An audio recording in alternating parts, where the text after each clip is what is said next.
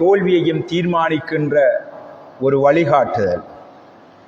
எனவே எந்த பாதையினால் பயணித்தால் நாம் பாக்கியம் பெற்றவர்களாக மாறுவோம் என்கின்ற விடயத்தை விளக்கப்படுத்துகின்ற ஒன்றுதான் மார்க்கம். அந்த மார்க்கத்தை படிப்பதற்கான சூழல்களை அல்லாஹு தஆலா நமக்கு அருளாக தருகிறார். அந்த அருள் கிடையாதவர்கள் ஒரு இருளான உலகத்தில் வாழ்ந்து கொண்டிருக்கிறார்கள். இந்த உலகமும் அவர்களுக்கு நாசமாகி மறு உலகமும் அவர்களுக்கு நாசமாய் போய்விடும். அல்லாஹு தஆலா மார்க்கத்தை சரியாக படிக்கவும் அதன் வழியில் நடக்கவும் நம் அனைவருக்கும் நல்லருள் புரிய வேண்டும். அதில் நிலைத்து நிற்கவும் நமக்கு நல்லருள் புரிய வேண்டும் என்று பிரார்த்தித்தவனாக இன்றைய இந்த நிகழ்வில் மன்னரை வாழ்வு என்கின்ற ஒரு தலைப்பிலே சில விடயங்களை உங்களோடு பகிர்ந்து கொள்வதற்காக நான் இந்த இடத்தை பயன்படுத்தி கொள்ள விரும்புகின்றேன். அல்லாஹ்வுடைய நல்லடியார்களே, இஸ்லாமிய சகோதரர்களே, மனிதன் எப்போதுமே ஒரு புத்திசாலியாகவும் நிதானமான சிந்தனையுடையவனாகவும் இருக்க வேண்டும். அப்படி இருக்கின்றவர்கள் நல்ல முறையில் வாழ்வார்கள். யதார்த்தங்களை புரிந்து கொள்ளக்கூடியவர்களாக அவர்கள் இருக்க வேண்டும். அந்த யதார்த்தங்களில் ஒன்றுதான் ஒரு மனிதன் குந்தி இருந்து கொஞ்ச நேரம் சிந்திப்பதாகும். நாம் யார், எங்கிருந்து வந்தோம், எதற்காக வந்தோம், எங்கே போகப் போகிறோம், எமக்கு முன் இந்த பூமியிலே படைக்கப்பட்ட பல்லாயிரம் கோடி மக்கள் எங்கே, இந்த உலகம் தோன்றிய காலத்தில் இருந்து இந்த பூமியிலே தோன்றியவர்கள் எல்லாம் எங்கே,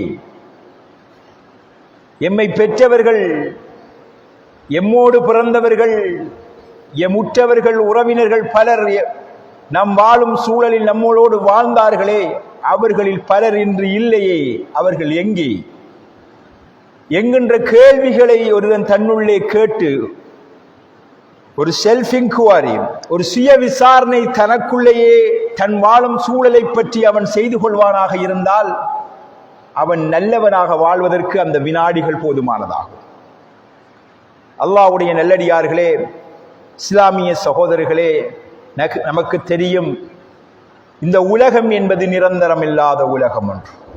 அதுதான் யதார்த்தம். குல்லு மன் அலைஹா ஃபான், இந்த பூமியில் இருக்கின்ற எல்லோரும் அழிந்து விடுவார்கள். இது யதார்த்தம். அழிந்து போய்விட்டார்கள், நாம் கண்டோம். இந்த பூமியிலே வாழ்ந்தவர்கள் பலர் மௌத்தாய் போய்விட்டார்கள், மண்ணோடு மண்ணாகி போய்விட்டார்கள் என்கின்ற நிலை இருக்கிறது. எனவே மன்னரை வாழ்வு பற்றி நாம் சிந்திக்க வேண்டிய கடமைப்பாட்டோடு இருக்கிறோம். நாம மூமின்கள். எங்களுடைய ஈமானின் ஒரு அம்சம் அல்லாஹுவை நம்புவது. ஒரு நாள் உமர் ரலியல்லாஹு தஆலா அவர்கள் அறிவிக்கின்றார்கள், நாங்கள் ரசூல் ஸல்லல்லாஹு அலைஹி வஸல்லம் அவர்களோடு இருந்தபோது வெள்ளை வெளிரென்று ஆடை அணிந்த, கன்னம் கரையில் என்று முடிகொண்ட ஒரு மனிதர் வந்தார். இது தலா அலைனா ரஜுலுன் ஷதீது பயாதி சியாபி ஷதீது சவாதி ஷஅரி லா யுரா அலைஹி அதரு ஸஃபரி லா யஅரிஃபு மின்னா அஹதுன். இப்படி அந்த ஹதீஸ் ஒரு நீண்ட ஹதீஸ், ஹதீது ஜிப்ரீல் அல் மஷ்ஹூர் என்று சொல்வார்கள். மிக பிரபல்யமான ஜிப்ரீல் அலைஹிஸ்ஸலாம் அவர்களுடைய சம்பந்தப்பட்ட ஒரு ஹதீஸ். இப்படி ஒரு மனிதர் வந்து ரசூலுல்லாஹ்விடத்திலே முட்டங்கால் சேர்த்திருந்து சில விடயங்கள் சம்பந்தமாக அங்கிருந்த மக்களுக்கு விளங்குகின்ற, நபி அவர்கள் விளங்கப்படுத்த வேண்டும் என்கின்ற அடிப்படையில் கேள்வி கேட்கிறார்கள். அப்படி கேட்கப்பட்ட முக்கியமான கேள்விகளில் ஒன்று, ஈமான் என்றால் என்ன, இஸ்லாம் என்றால் என்ன, மறுமை நாள் எப்போது வரும், ஈமான் என்றால் என்ன, இஸ்லாம் என்றால் என்ன, இஹ்சான் என்றால் என்ன, மறுமை நாள் எப்போது வரும், அதனுடைய அடையாளங்கள் என்ன என்பது சம்பந்தமான கேள்விகளை கேட்டுவிட்டு அவர் போகிறார். ரசூலுல்லாஹி ஸல்லல்லாஹு அலைஹி வஸல்லம் அவர்கள் போனதற்கு பின்னால் கேட்கிறார்கள், இப்போ வந்து போனவர் யார் என்று தெரியுமா என்று. சஹாபாக்கள் தெரியாது என்று சொன்னபோது, அவர்தான் ஜிப்ரீல் அலைஹிஸ்ஸலாம் மனித ரூபத்திலே வந்து உங்களுடைய அல்லாஹ்வுடைய மார்க்கத்தை உங்களுக்கு கற்றுத்தந்து விட்டு போகிறார் என்று சொன்னார்கள். ஜிப்ரீல் அலைஹிஸ்ஸலாம் அவர்கள் வந்து அங்கு கற்றுக் கொடுத்த விடயங்கள் மிக முக்கியமானவை, ஒரு மூமினுடைய வாழ்க்கையில் மிக அவசியமானவை. முதலாவது ஈமான், நம்பிக்கை சார்ந்த விடயங்கள். இரண்டாவது, அந்த நம்பிக்கை கொண்ட ஒரு மனிதன் தன் அன்றாட வாழ்வில் எதை செயற்படுத்த வேண்டும் என்கின்ற இஸ்லாத்தோடு கட்டுப்பாடோடு சம்பந்தப்பட்ட விடயங்கள். நம்பிய ஒருவன் அந்த நம்பிக்கையின் அடிப்படையில் தன் வாழ்வை கட்டி எழுப்ப வேண்டும். மூன்றாவது, அந்த நம்பிக்கையும் அந்த நம்பிக்கை மீதும் கட்டி எழுப்பப்பட்ட அந்த வாழ்வும் சரியாக பயணிப்பதற்கு இஹ்சான், அதாவது அல்லாஹு தஆலாவை மனக்கண் முன்னால் கொண்டு வருவது போன்ற ஒரு நிலையை எடுத்து ஒரு மனிதன் இந்த உலகத்திலே வாழ்கிறது. அன் தஅபுது அல்லாஹ கஅன்னக தராஹு ஃபஇன் லம் தகுன் தராஹு ஃபஇன்னஹு யராக். நீ அல்லாஹ்வை உன் கண் முன்னால் காண்பது போன்று நீ வணங்க வேண்டும். நீ அவனை காணாவிட்டாலும் அவன் உன்னை பார்த்து கொண்டிருக்கிறான் என்கின்ற உணர்வோடு வணங்க வேண்டும். இபாதா முஷாஹதா, இபாதா முராகபா என்று ரெண்டா பிரிப்பார்கள். அல்லாஹ்வை கண்ணால காண்கிற மாதிரி வணங்குறது, இரண்டாவது அல்லாஹு தஆலா நம்மளை பார்த்து கொண்டே இருக்கிறான் என்கின்ற உணர்வோடு வணங்குவது. இது ஈமான் கொண்ட ஒருவர் அந்த ஈமானின் அடிப்படையில் வாழ்க்கை அமைத்து அந்த வாழ்க்கையிலே நிலைத்து நிற்கிறதுக்கு இந்த உணர்வு தேவை. அந்த உணர்வைத்தான் ரசூலுல்லாஹ் இஹ்சான் என்கின்ற அடிப்படையிலே விளங்கப்படுத்துகிறார்கள்.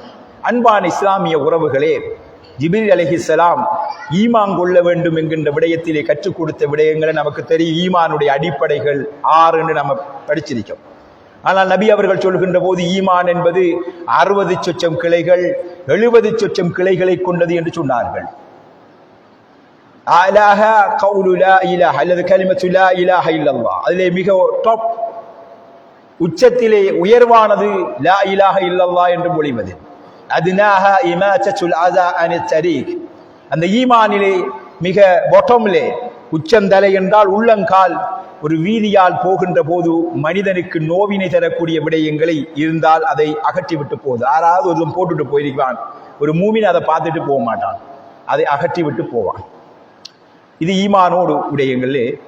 அந்த ஈமானில் ஒரு மனிதனுடைய வாழ்க்கையில் அவசியம் நம்ப வேண்டிய விடயங்களில் ஒன்றோ மறுமை நாளை நம்புவதாகும். மறுமை நாளை நம்புவதாகும். அந்த மறுமை நாளை நம்புவது என்பது ஒரு ஈமானின் அடிப்படையான விடயங்களில் ஒன்றாகும். அந்த மறுமை நாளை நம்பிய ஒருவன் தான் இந்த உலகத்தில் ஒழுங்காக வாழ்வான். அந்த மறுமை நாளை ஒழுங்காக நம்பாதவன் இந்த உலகத்தில் ஒழுங்காக வாழ மாட்டான். அதனால்தான் நபிகள் நாயகம் ஸல்லல்லாஹு அலைஹி வஸல்லம் அவர்கள்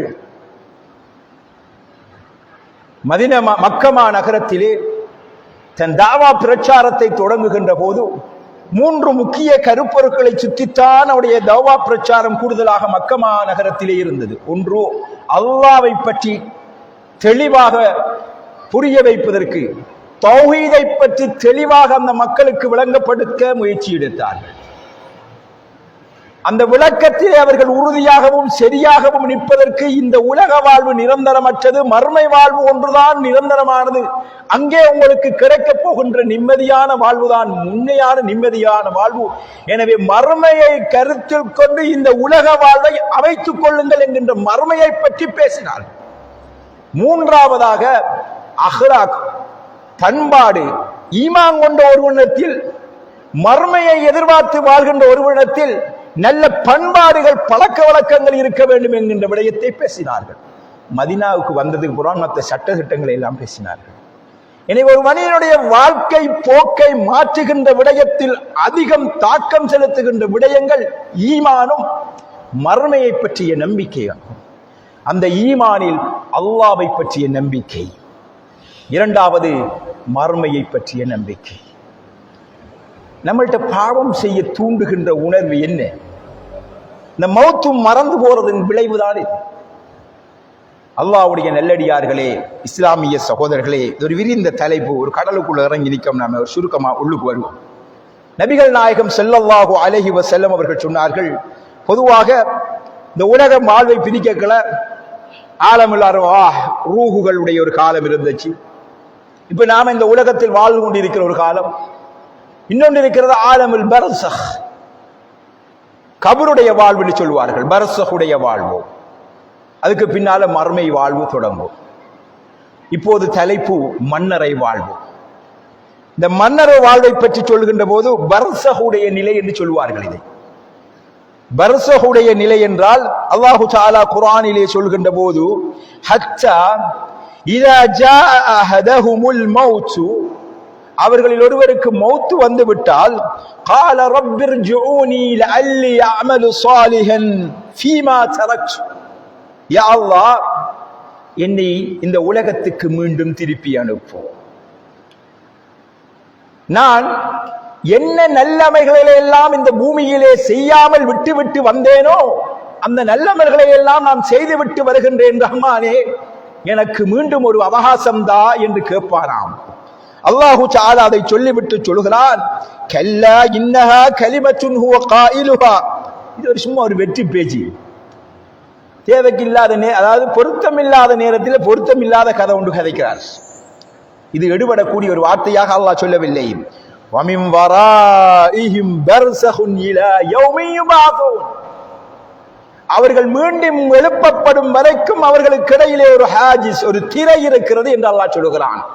பர்ஸஹ் என்றால் இதற்கு அறிஞர்கள் விளக்கம் சொல்கின்ற போது மௌத், இந்த வாழ்வுக்கும் மறுமை வாழ்வுக்கும் இடையிலுள்ள ஒரு வாழ்வு, அந்த வாழ்வை தான் சொல்வது பர்ஸஹுடைய வாழ்வு என்று.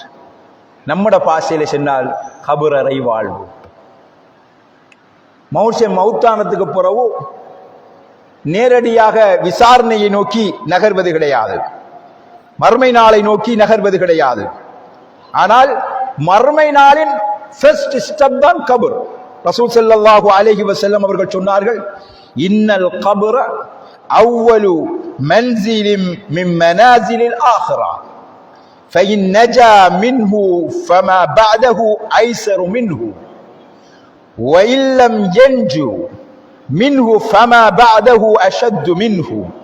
ரசூல் ஸல்லல்லாஹு அலைஹி வஸல்லம் அவர்கள் சொன்னார்கள், மன்னரை மர்மை நிலைகளில் முதல் ஸ்டெப், முதல் படியாகும். இதிலிருந்து ஒருவன் ஈடேற்றம் பெற்றுவிட்டால் அதன் பிறகு உள்ளதை விட எளிதானதாகும். இதுக்கு புறவு வாரதெல்லாம் எளிதாகத்தான் இருக்கு. கபூர்ல ஒருவன் வெற்றி பெற்று விட்டால் அதுக்கு அடுத்த ஸ்டெப் எல்லாம் அவனுக்கு எளிதாகத்தான் இருக்கும். ஒருவன் அந்த கபரிலே வெற்றி அடையவில்லை என்றால் அதற்கு பின்வருகின்ற அவனுடைய ஒவ்வொரு கட்டமும் கடினமானதாகத்தான் இருக்கும். நஊது பில்லாஹி மின்ஹா. கபரை காணும் போதெல்லாம் நபி அவர்கள் அழுதிருக்கிறார்கள். ஈமானில் உச்சத்தில் இருந்த அபூபக்கர் உட்பட ரலியல்லாஹு அன்ஹு, உமர், உஸ்மான் போன்ற பல சஹாபாக்கள் கபரை காணும் போது அழுதிருக்கிறார்கள்.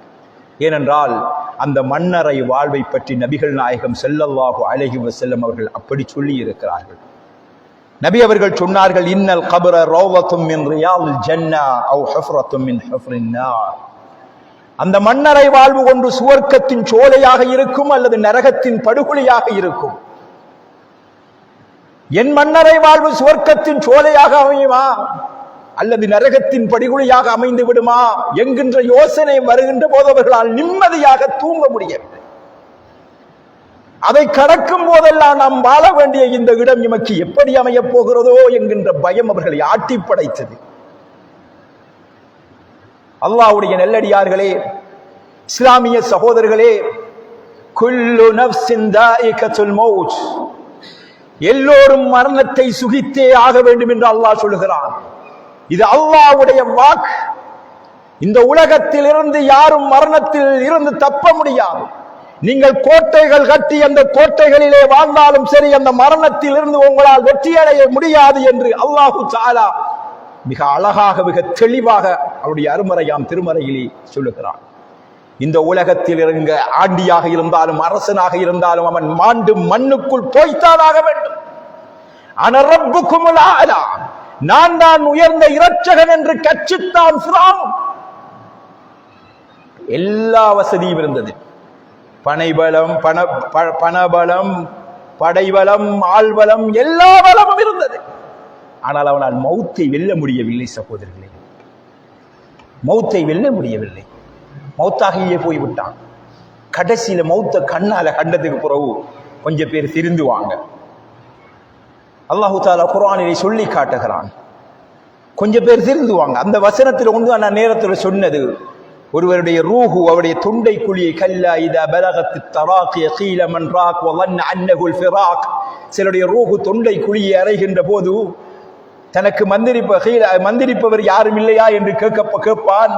வظن انه الفراق, நாம் இப்போது இந்த உலகத்தை விட்டு பிரிய போகிறோம் என்பதை அவன் உணர்ந்து கொள்வான் என்று அல்லாஹு தஆலா குர்ஆனிலே சொல்லி காட்டுகிறான். கடைசி தருவாயில் ஒருவன் இந்த உலகத்தை விட்டு பிரிகின்ற போது அவன் இந்த உலகத்தை விட்டு பிரிய போகிறோம் என்று உணர்வான். அப்போது அவருடைய ரூஹுகள் அவருடைய தொண்டை குழியை வந்து அடைந்திருக்கும். நாடின் நரம்புகள் எல்லாம் செத்து போய் அவன் கடைசி நிமிடத்திலே இருக்கின்ற போது உணர்வான், நான் இந்த உலகத்தை விட்டு பிரிய போகிறேன். அப்பதான் எல்லாருக்கும் புத்தி வரும். எல்லோருக்கும் அப்பதான் புத்தி வரும். இந்த உலகம் உலகம் என்று இந்த உலகத்துக்கு பின்னால் அலைமோதி திரிந்தவர்கள், உபதேசங்கள் செய்யப்படுகின்ற போதெல்லாம் செவிடர்கள் போன்று திரிந்தவர்கள், குருடர்கள் போன்று திரிந்தவர்கள், உலகத்தில் ஆள பிறந்தவர்கள், இந்த உலகத்தில் நிரந்தரமாக வாழ பிறந்தவர்கள் என்ற நினைப்பிலே உலாவித்திருந்தவர்கள் திடீரென்று நெஞ்ச பிடிச்சிட்டு சாயக்கள்ளதான் யோசிக்காங்க, உயிர் போப்புது, இப்ப ஒன்றும்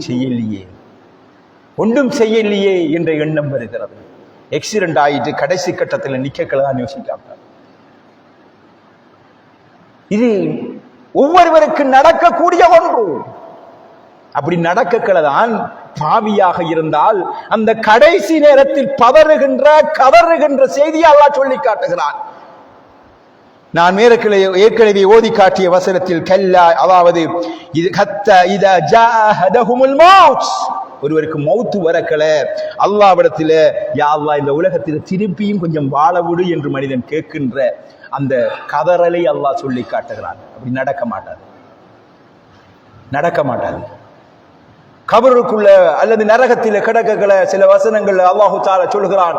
சில நரகத்திலே புரட்டி எடுக்கின்ற போது அல்லாஹ்விடத்திலே கொஞ்சம் அவகாசம் கேட்பாங்க, யா அல்லாஹ் எனக்கு கொஞ்சம் உலகத்தில் வாழ இடம்தா, காலம்தா என்று கேட்பான். அல்லாஹ் கேட்பான், அவலம் நுஅம்மிருக்கும் மா யததக்கரு ஃபீஹி மன் ததக்கர்.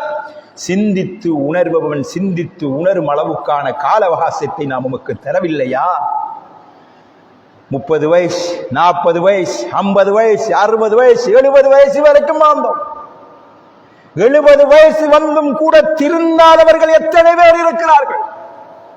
எவ்வளவு உபதேசங்கள் இந்த பூமியிலே பேசப்பட்டிருக்கும், எத்தனை உணர்வூட்டல்கள் செய்யப்பட்டிருக்கும். அந்த போதெல்லாம் வெறும் செவிடர்களாக கேட்ட இடத்திலேயே கேட்ட செய்தியை கைவிட்டு சென்றவர்கள் நாளை மறுமையிலே அல்லாஹ்விடத்திலே போய் நின்று, யா அல்லாஹ் அவகாசம் தா என்று கேட்கின்ற சூழ்நிலை உருவாகும் என்று சொல்கிறார்.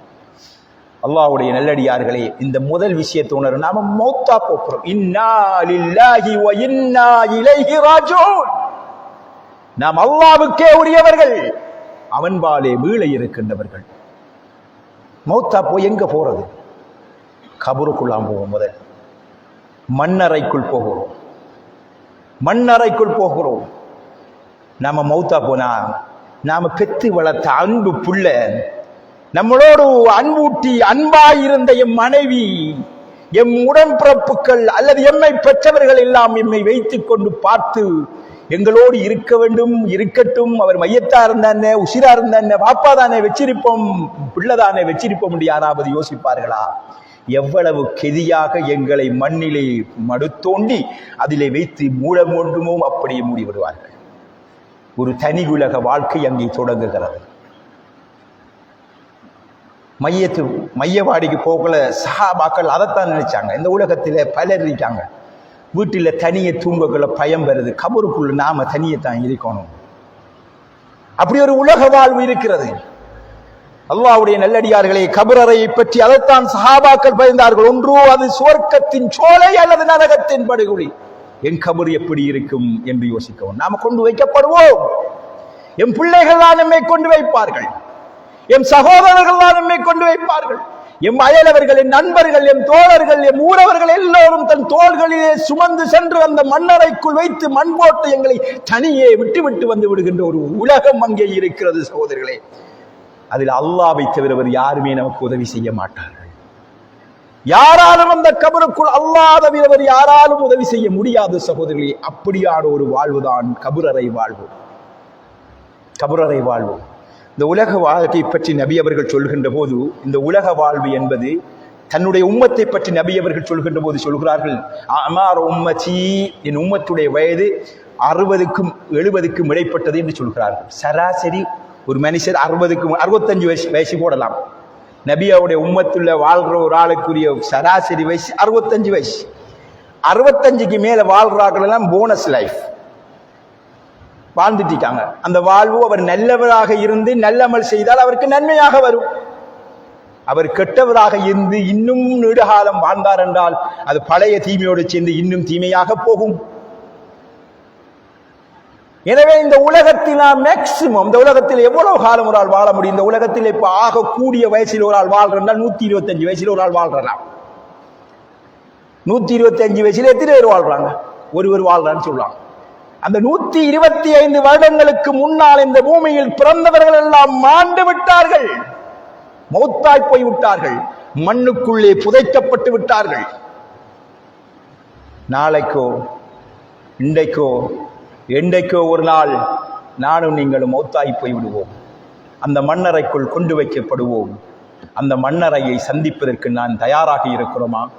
இந்த உலக வாழ்வோடு ஒப்பிடுகின்ற போது, மறுமை வாழ்வோடும் கபரறை வாழ்வோடும் ஒப்பிடுகின்ற போது இந்த உலக வாழ்வு ஒரு கணக்கே இல்லை சகோதரர்களே.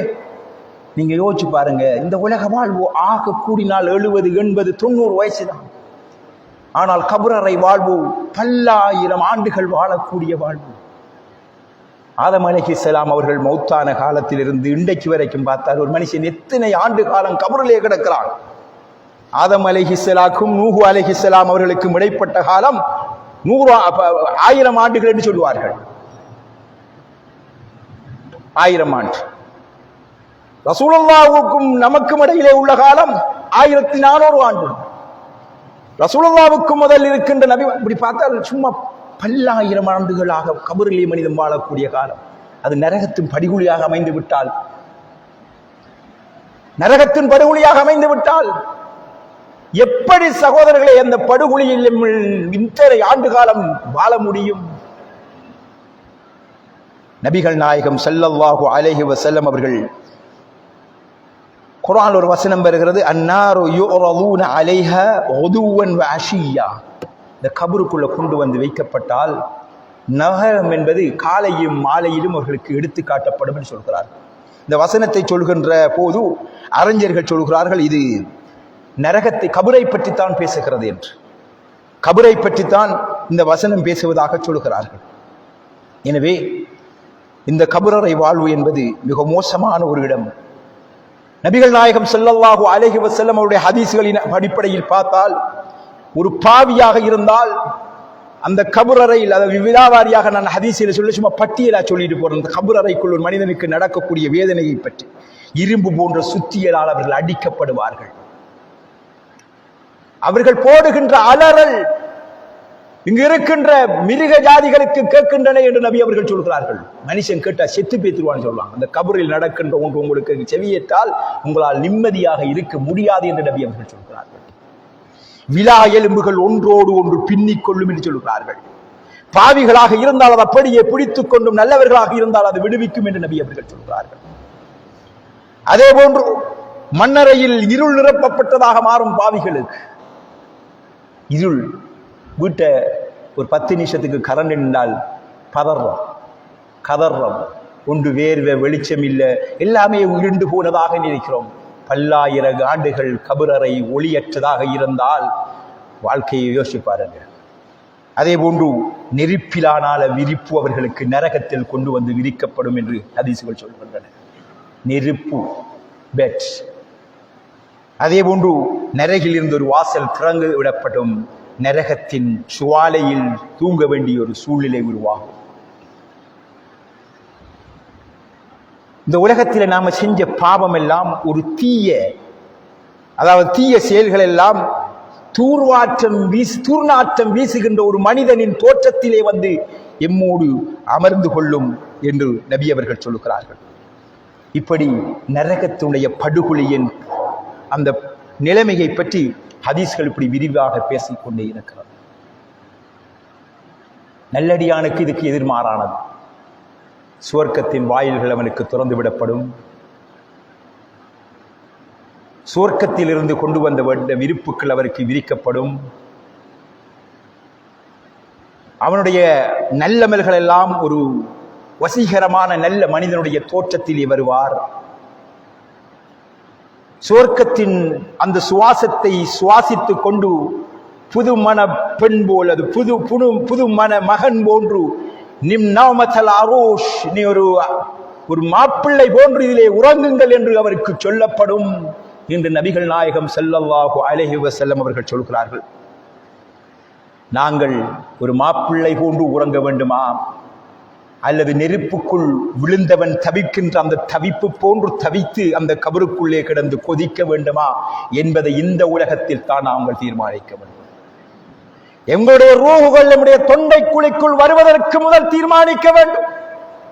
அந்த ரூஹு நம்முடைய தொண்டை குழியை எப்போதும் வரலாம். ما تدري نفس ماذا تكسب غدا وما تدري نفس بأي أرض تموت. ஒரு மனிதன் நாளை எதை சம்பாதிப்பான்ங்கிறதுக்கு நாளைய ஜொப்புக்கு கேரண்டி கிடையாது. யார ஜொப்புக்கு ஜொப் கேரண்டி கிடையாது.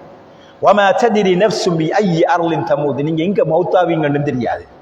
போற இடத்த மௌத்தாகிறார்கள்,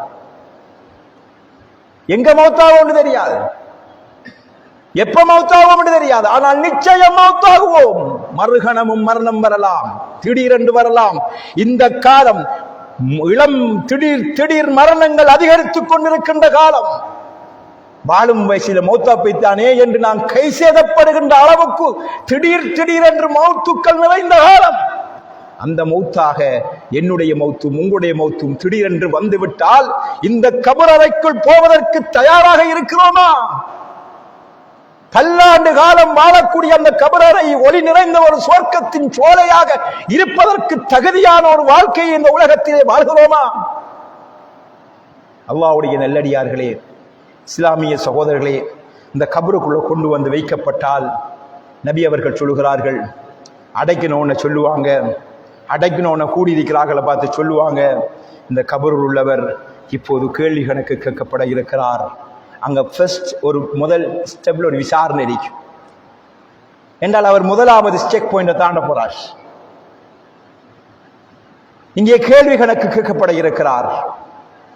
அவருடைய உறுதிப்பாட்டுக்காக வேண்டி நீங்கள் பிரார்த்தனை செய்யுங்கள் என்று கூடியிருந்த மக்களை பார்த்து சொல்லுவார்கள். அவர் உறுதியாக பதில் சொல்வதற்கும் கேட்கப்படுகின்ற கேள்விகளுக்கு பதில் சொல்வதற்கும் அவருக்கு அந்த உறுதிப்பாட்டை கொடுப்பதற்கு யாரு கொடுக்கிற அந்த உறுதிப்பாட்டை? அல்லாஹ் கொடுக்கிறார். அந்த கேள்விக்கு பதில் சொல்வதற்கு நீங்கள் அல்லாஹ்விடத்தில் அவருக்காக பிரார்த்தனை செய்யுங்கள் என்று சொல்வார்கள். அல்லாஹ்வுடைய நல்லடியார்களே, அந்த மண்ணறைக்குள் வைக்கப்பட்டதற்கு பின்னால் 2 மலக்குமார்கள் வருவார்கள். அவரை எழுப்பி அவருக்கு ரூஹு திரும்பி கொடுக்கப்பட்டு நிறைய சம்பவம், அவருடைய ரூஹு கைப்பற்றப்பட்டது, பின்னால் கொண்டு போறது, திரும்ப மீட்டு கொண்டாடுறது, இப்படி எல்லாம் இருக்கு. முக்கியமான பாயிண்ட்டுக்கு வருவோம். அவருடைய ரூஹு எழுப்பப்பட்டு மன் ரப்புக்கை என்று கேட்பார். உன்னுடைய ரப்பு யார் என்று கேள்வி கேட்பார். அங்கு அடக்கப்பட்டிருக்கின்றவர் ஒரு பாவியாக இருந்தால் அவரை கேள்வி கேட்க வருகின்ற மலக்குமார்களே அவரை பயம் காட்டுகின்ற அளவுக்கு இருப்பார்கள். பார்த்து பயந்து வேதளித்து போகின்ற அளவுக்கு அவருடைய நிலைமை இருக்கும். மன் ரப்புக்கை என்று கேட்கின்ற போது இந்த உலகத்தில் அல்லாஹுவை பற்றி படித்து அல்லாஹுவை பற்றி விளங்கி அல்லாஹ் சொல்கின்ற வார்த்தைகளை கேட்டு அந்த அடிப்படையில் தன் வாழ்க்கையை அமைத்துக் கொள்ளாத ஒருவனால் ரப்பி அல்லாஹ், என் ரப்பு அல்லாஹ்தான் என்று அவனால் ஒருபோதும் பதில் சொல்ல முடியாது. ஹா லா அதிரி, எனக்கு ஒன்றும் தெரியாதே என்று சொல்லுவார். இந்த கிளிப்புள்ள மாதிரி இந்த பாடமாக்கி நாக்கள் எல்லாம் போய் கபருக்குள்ள உன் ரப்பு, என் ரப்பு அல்லாஹ், நமக்கு தெரியும். நமக்கு தெரிந்த மாதிரி மாற்று மத சகோதரர்களுக்கும் முஸ்லிம்களுடைய கடவுள் யார் என்றால் அல்லாஹ் என்று சொல்வார்கள். நாம கலிமா சொல்ற மாதிரி ஷஹாதத்து கலிமாவை மற்ற மாற்று மதத்தினர்களும் சொல்லுவார்கள். இந்த சொல்ல தெரிந்தவர்கள் பாடமாக்கி வைத்திருக்கின்றவர்கள் எல்லாம் கபருக்குள்ளே போய் அல்லாஹ் யார், உன் ரப்பு யார் என்று கேட்டால் அவர்களால் பதில் சொல்ல முடியாது. சகோதரர்களே, யார் இந்த உலகத்தில் அந்த அல்லாஹ்வை பற்றி விளங்கி அவனை உள்ளத்தால் ஈமான் கொண்டு அவனுடைய கட்டளைகளுக்கு கட்டுப்பட்டு இந்த உலகத்தில் தன் விருப்பு வெறுப்பு அத்தனைகளையும் அவனுக்காக அடிமைப்படுத்தி இந்த உலகத்தில் வாழ்ந்தார்களோ அவர்கள் மட்டும்தான் ரப்பி அல்லாஹ், என்னுடைய ரப்பு அல்லாஹ் என்று அங்கே பதில் சொல்லுவார்கள். மற்றவர்கள் எல்லாம் முழிப்பார்கள், ஹா லா அதிரி, எனக்கு தெரியாதே என்று சொல்லுவார்கள். வமா தீனுக, உன்னுடைய மார்க்கம் என்ன என்று கேட்பார்கள். மார்க்க பத்தி சொல்லலாம் என்ற மார்க்கம் இஸ்லாம். நம்ம இஸ்லாம் பாடத்துக்கு எக்ஸாமுக்கா போயிருக்கோம். அங்க அல்லாஹ்வுடைய அருள் பொருந்திய அல்லாஹ்வால் அருள் பாலிக்கப்பட்டவர்கள் தவிர அவருடைய நா எழாது. யாருக்கு அல்லாஹ் அந்த பாக்கியத்தை கொடுப்பான்? இந்த உலகத்தில் இவரெல்லாம் அல்லாஹ்வுடைய மார்க்கத்தை படித்து அந்த மார்க்கத்தின் அடிப்படையில் இந்த உலக வாழ்க்கையை அமைத்து, இப்படி ஒரு கபர் ஒன்று இருக்கிறது, அதற்கு பின்னால் வாழ்வு மஹ்ஷர் வெளி ஒன்று இருக்கிறது, அதற்கு பின்னால் நரகம் ஒன்று இருக்கிறது, இதிலே நாம் ஒழுங்காக இல்லாவிட்டால் நரகம் படுகொலியாக அமையும், மஹ்ஷர் வெளி அது நமக்கு ஒரு பெரும் சோதனை களமாக அமையும், அல்லது அதுக்கு அடுத்த கட்டம் நரகத்தின் படுகொலியாக அமையும். அது நரகம் என்பது நெருப்புத்தான்.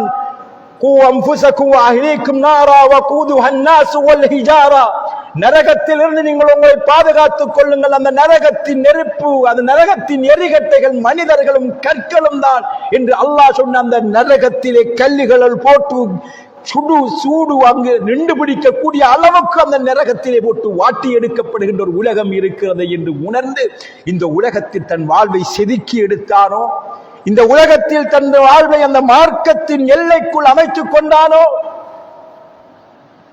தன் வாழ்க்கையின் சகல விவகாரங்களையும் பார்த்து பார்த்து அல்லாஹ்வும் ரசூலும் எதை சொன்னார்களோ அதை செய்தார்களோ, அவங்க போய் தான் அவங்க சொல்லுவாங்க, என்னுடைய மார்க்கம் இஸ்லாம் என்று.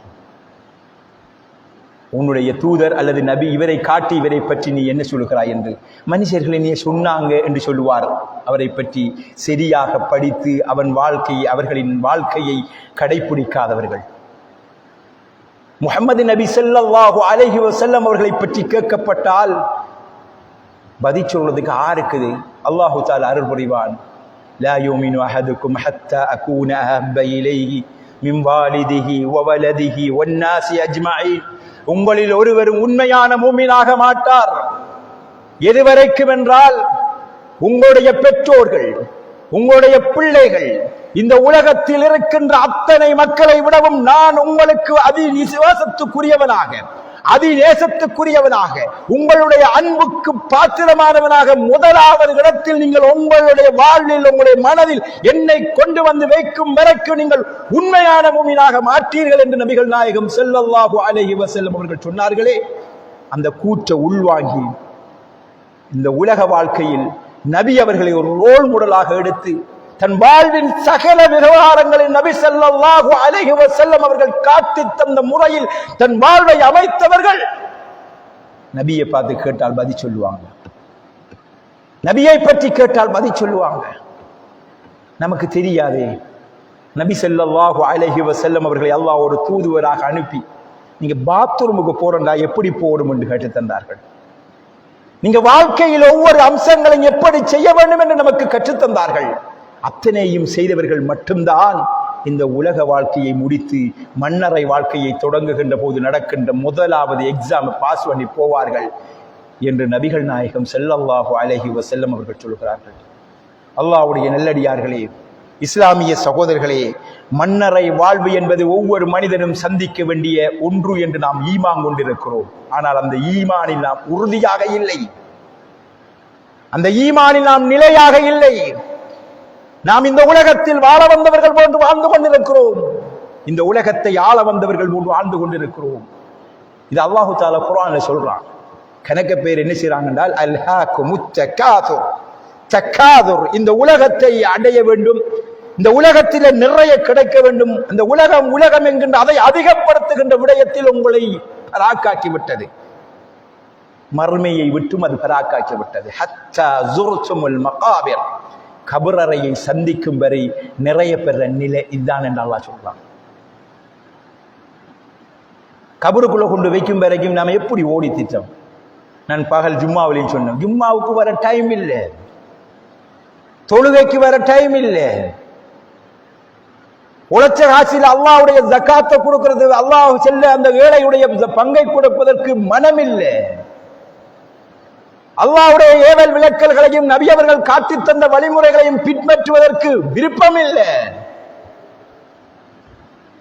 என்னதான் நம்முடைய இந்த கட்டுப்பாட்டை மீறி நடந்தாலும் மௌத்தை நம்முடைய கையில வச்சிருக்கேனுமா?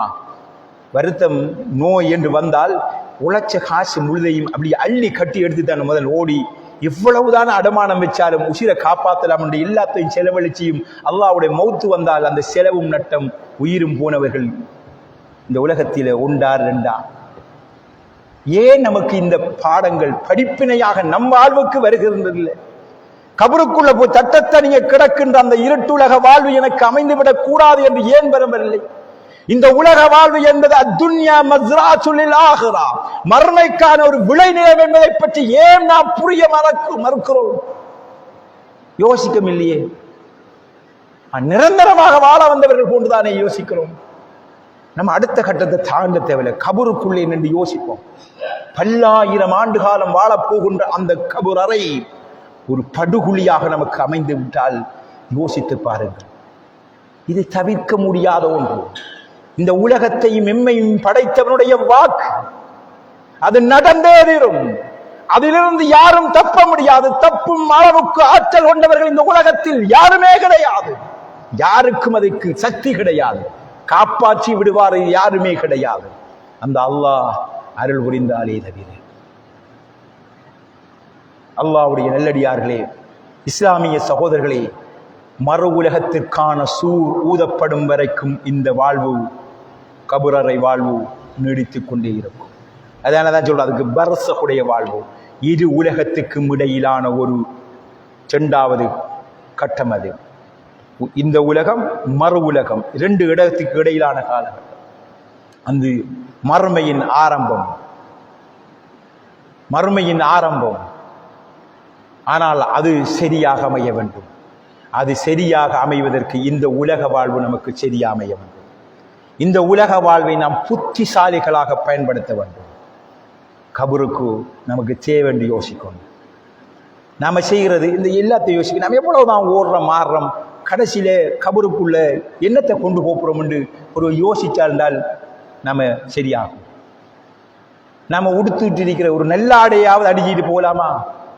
இருக்கிறதில் ஒரு வெள்ளாடை, விலை குறைஞ்ச ஆடை, கட்டா வெறும் தரையிலே, அப்படித்தானே நம்மளை போட்டுட்டு வராங்க, அப்படித்தான் நம்மளை விட்டுட்டு வராங்க. ஏன் நாம் அதை பற்றி சிந்திக்கவில்லை? ரசூல் ஸல்லல்லாஹு அலைஹி வஸல்லம் அவர்கள் இந்த கபரை பற்றி கடுமையாக பயந்திருக்கிறார்கள்.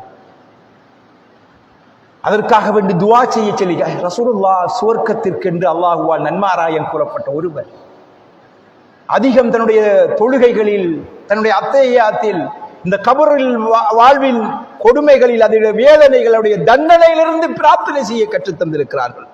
அல்லாஹும்ம இன்னி அஊது பிக மினல் அஜ்ஸி வல் கஸலி والجبن والحرم وأعوذ بك من فتنة المحيا والممات وأعوذ بك من عذاب القبر من عذاب القبر. يا الله, கபருடைய வேதனையை விட்டும் நான் உன்னிடத்திலே பாதுகாப்பு தேடுகிறேன் என்று நீங்க தொடர்ந்து துஆ செய்யுங்கள் என்று நபி அவர்கள் கற்றுத் தந்திருக்கிறார்கள். துஆ செய்யுங்கள் என்று கற்றுத் தந்திருக்கிறார்கள். இந்த கபர், அதனை சந்திப்பதற்கு முன்னால் நாம் ஒவ்வொருவரும் அந்த கபருக்கான தேடல்களை இந்த பூமியிலே தேடிக்கொள்ள வேண்டும். அப்பதான் புத்திசாலி நாம. இந்த உலகத்தில் நாம கபரறையை விட்டும் அதிலே வெற்றி அடைவதை விட்டும் நம்மளை திசை திருப்பி கொண்டிருக்கிறது என்னவென்றால் இந்த உலக மோகம். இந்த உலக மோகம். ஆனால் இது நிரந்தரமான உலகம் அல்ல, இது அழிந்து போகக்கூடிய உலகம். எனவே அல்லாஹ்வுடைய நல்லடியார்களே, இஸ்லாமிய சகோதரர்களே, கபரறைக்காக வேண்டிய தேடல்களை நாம் கட்டாயம் செய்தியாக வேண்டும். அதற்கான சேமிப்புகளை நாம் செய்ய வேண்டும். இந்த உலகத்தில் நாம் செய்கின்ற செயல்கள் தான் நாளை மறுமையினுடைய விளைநிலமாக, நாளை மறுமையுடைய நம்முடைய இடங்களை தீர்மானிக்கின்ற ஒன்றாக மாறப்போகிறது என்பதை நாம் புரிய வேண்டும். இல்லை என்றால் எம் வாழ்வு மோசமான முடிவாக அமைகிறது. அல்லாஹு தஆலா நம்மை இந்த உலக வாழ்க்கையை சரியானதாக அமைப்பதற்கு நல்லருள் புரிய வேண்டும் என்கின்ற அந்த பிரார்த்தனைகளோடு இந்த உலக வாழ்வை நாம் கடப்பதற்கு முயற்சி செய்வதற்கு நாம் ஈடுபட வேண்டும். இதில் நாம புத்திசாலியா இருந்தா சரி, நாம் எப்போதுமே இந்த ஒரு வேஸ்டான இடங்கள்ல நம்முடைய காலத்தை நம்ம ஒருபோதும் முதலீடு செய்வதில்லை. நட்டம் வார வியாபாரத்துக்கு போக மாட்டோம், செயலுக்கு நம்ம போக மாட்டோம். ஏன்? மறுமை விடயத்தில் மட்டும் நாம் அதை பற்றி கேலஸ் அடிக்கும். இரவைக்கு தூங்கக்குள்ள நாம நாளைய பிள்ளையுடைய கல்வியை பற்றி யோசிக்கும். பிள்ளை வளர்ந்துட்டு திருமணம் முடிச்சு கொடுக்கணும், அதுக்குரிய ஏற்பாடு என்று யோசிக்கும். அல்லாஹு தஆலா இதை தாண்டி ஒவ்வொரு மனிதனையும் யோசிக்க சொல்றானே, நீங்கள் மறுமைக்காக, இந்த கபருடைய வாழ்க்கைக்காக, அதற்கு பின்னால் உள்ள வாழ்க்கைக்காக எதை முற்படுத்தி வைத்திருக்கிறீர்கள் என்று பாருங்கள் என்று அல்லாஹ் சொல்லுகிறானே, அதை ஏன் நாம் பார்க்க தவறுகிறோம்?